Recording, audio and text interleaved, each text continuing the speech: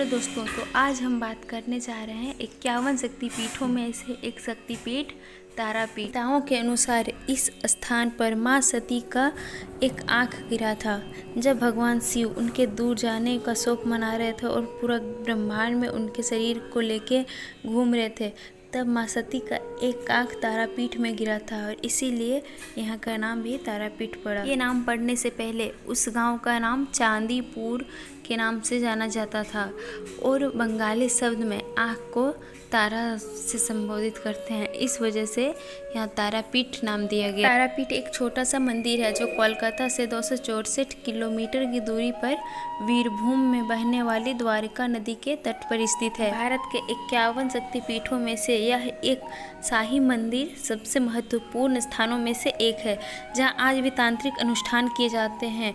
यहाँ पूरे साल व्यस्त रहता है और अक्सर गरीब लोग यहाँ मुफ्त में भोजन करने आते हैं। हिंदू परंपराओं के अनुसार माँ तारा को महान ज्ञान की 10 देवियों में से दूसरी देवी माना जाता है और उन्हें कालिका, भद्रकाली और महाकाली के नाम से भी जाना जाता है। वह देवी दुर्गा का तांत्रिक रूप है। यह मंदिर रहस्यों और रोमांचक तथ्यों से भरा हुआ है। तारापीठ मंदिर वामाखेप्पा नामक पागल संत के लिए भी जाना जाता है, जिनकी पूजा भी मंदिर में की जाती है। वे शमशान घाट में रहते थे और कैलाशपति बाबा के मार्गदर्शन में तांत्रिक कला के साथ साथ योग में भी निपुणता प्राप्त की, जो एक बहुत प्रसिद्ध संत थे। वामाखेप्पा ने अपना जीवन माँ तारा की पूजा के लिए समर्पित कर दिया, जिनका आश्रम मंदिर के पास ही है। तारापीठ से 2 किलोमीटर की दूरी पर अटला गांव है, जहां वामाखेप्पा का जन्म हुआ था। गरीबी और विपत्ति से जूझते हुए उन्होंने मां की आराधना की और अल्पायु में सिद्धि प्राप्त की। काली पूजा की रात में वामाखेप्पा को साधना के दौरान मां तारा के दर्शन दिए।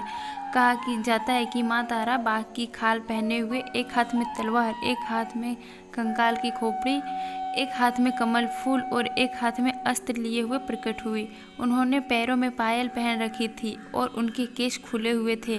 वामाखेप्पा के अनुसार माता की जीभ बाहर निकाल रखा था और वातावरण रोशनी और सुगंध से भर गया था। महज 18 साल की आयु में सिद्धि प्राप्त करने वाला ये संत 72 साल की आयु में तारापीठ के महाश्मशान में अपने प्राण त्याग दिए।